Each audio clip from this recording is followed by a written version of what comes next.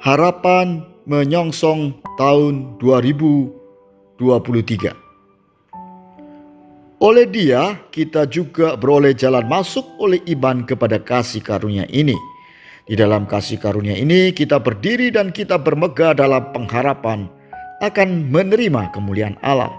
Dan bukan hanya itu saja, kita malah bermegah juga dalam kesengsaraan kita, karena kita tahu bahwa kesengsaraan itu menimbulkan ketekunan, dan ketekunan menimbulkan tahan uji, dan tahan uji menimbulkan pengharapan.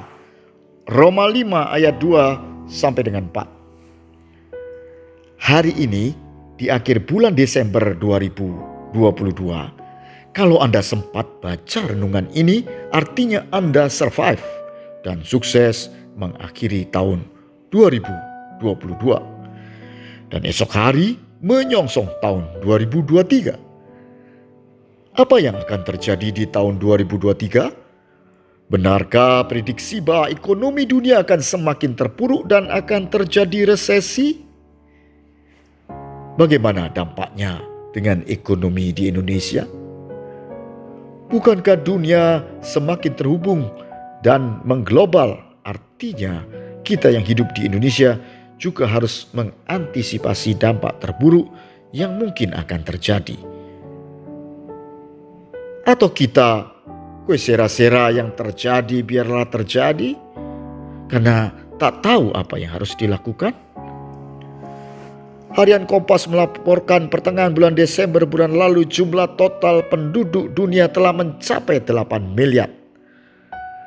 Apakah dengan tercapainya 8 miliar jumlah penduduk bumi tak bisa lagi mensupport kebutuhan hidup manusia? Sejarah mencatat manusia selalu dapat survive, menghadapi dan melewati segala kesulitan. Wabah COVID-19 telah membuktikan walau banyak menelan korban, namun hari ini pandemi telah menjadi endemi. Artinya wabah telah teratasi. Vaksin COVID telah berhasil memperlambat virus secara cepat, sehingga jumlah penduduk dunia tetap merambat naik dan telah melampaui 8 miliar di tengah endemi COVID yang semakin meredah. Menghadapi prediksi ekonomi dunia yang sedang memburuk, apa yang seharusnya kita lakukan? Haruskah kita berputus asa? Sebuah pengalaman mengajarkan bahwa di tengah krisis apapun selalu ada peluang yang terselubung. Sebagai contoh, ketika dunia dilanda krisis pangan abad yang lalu, maka tercipta budidaya pangan melalui pertanian dan peternakan modern. Ketika COVID melanda dunia tahun lalu, dunia perdagangan berubah. Penjualan cara online telah menggantikan penjualan konvensional. Ketika harga minyak dunia naik akibat perang Rusia dan Ukraina, berakibat pemasaran mobil listrik tak lagi terbendung. Selalu ada kesempatan di tengah kesempitan.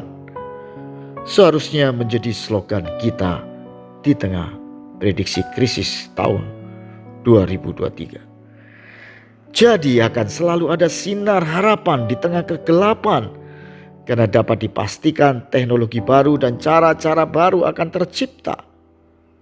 Jangan kaget, tapi antisipasikan, karena akan terjadi perubahan yang sama sekali baru. Selamat tahun baru, selamat menikmati harapan baru dan berkat yang baru. God bless you. Di tengah kesempitan selalu ada kesempatan. Di tengah krisis selalu ada peluang.